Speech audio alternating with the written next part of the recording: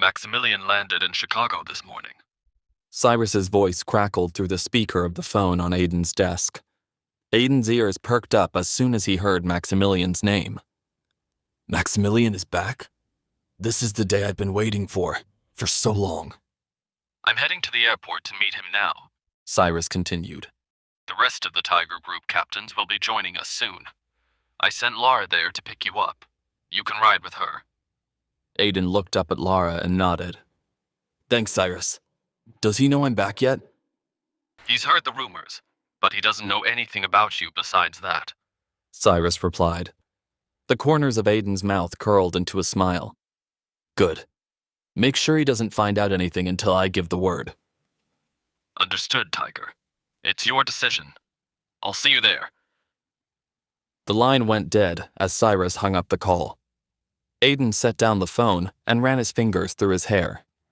I can't let Maximilian know who I am. Not yet, he thought.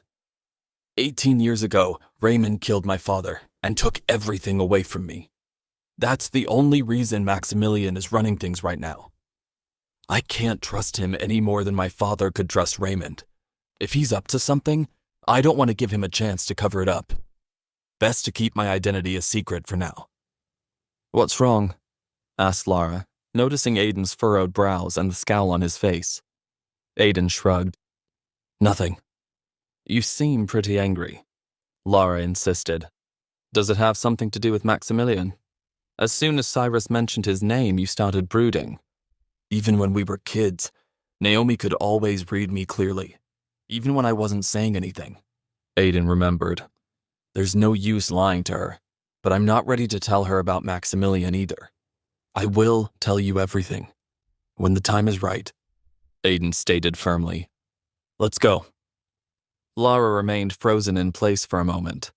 Aiden knew she wasn't the type to give up easily, so he got up from his desk and headed toward the door, making it clear that he didn't want to talk about it.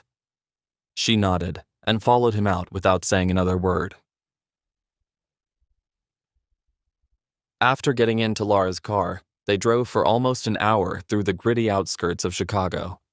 They got off the highway near the airport, finally arriving in front of an unmarked airplane hangar.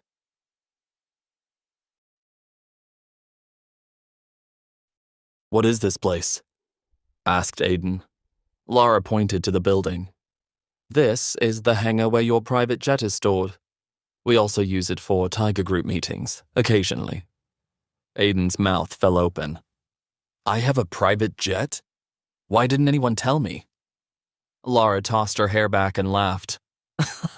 Of course you do. You also have a yacht, a helicopter, some private islands, and many other valuable possessions.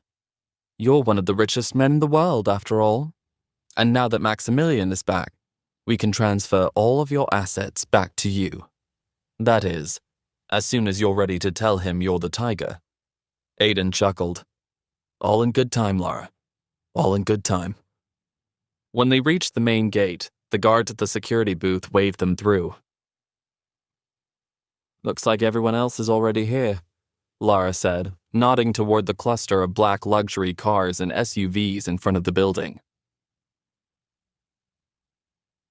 After they parked, Lara began to step out of the car, but Aiden stopped her. Remember, don't say anything to Maximilian until I give the word. I told you 100 times already, I won't, Lara huffed. But you have to tell him eventually if you want to lead the Tiger Group. If not today, then tomorrow. Aiden nodded. Then both of them got out of the car and walked toward the building. When they reached the entrance, Lara swiped a keycard and the door clicked open. As soon as they walked in, Aiden saw a tall, well-dressed man standing in the middle of the hangar, next to a parked private jet. The man looked down at his watch as he noticed them walking toward him. A look of annoyance flashed across his face, but he quickly plastered it over with a fake smile. Lara, I'm so glad you finally decided to join us. You're late. This must be Maximilian, Aiden thought, studying the man carefully. His face is exactly like his father's, minus the scar, but he has the same cunning in his eyes. Suddenly, it dawned on Aiden that Maximilian was staring at him too. Without warning, Maximilian pulled a gun from inside his coat and pointed it at Aiden's forehead. "Who is this? And why did you bring him with you?" he asked Lara. Aiden could feel the cold steel barrel pressing against his skin. "Maximilian, what are you doing?" Lara shouted. "Do you really think I would bring someone here if I didn't know they were trustworthy?" "This is my business partner, Aiden Callahan.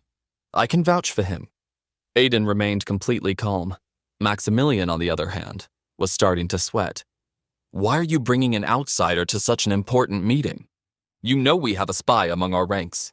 We can't trust anyone these days, let alone a complete stranger." "He seems nervous and trigger-happy. Not a great combo," Aiden thought.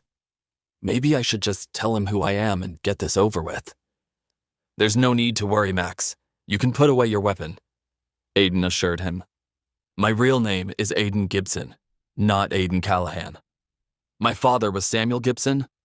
I am the Tiger." On hearing Aiden's introduction, Maximilian froze for a moment. Then he burst out laughing. "Wow, you almost had me there for a second. Where'd you meet this guy, Lara? Acting class?" Maximilian's smile suddenly disappeared. "No one called me Max without my permission." He prodded Aiden's forehead with the gun. "But Maximilian, this really is the Tiger. Please, put down the gun before you do something you regret," Lara pleaded. Maximilian scoffed. "Do you really think that I'm just going to hand over control of the Tiger Group to the first guy that walks in here and says, 'I'm the Tiger'?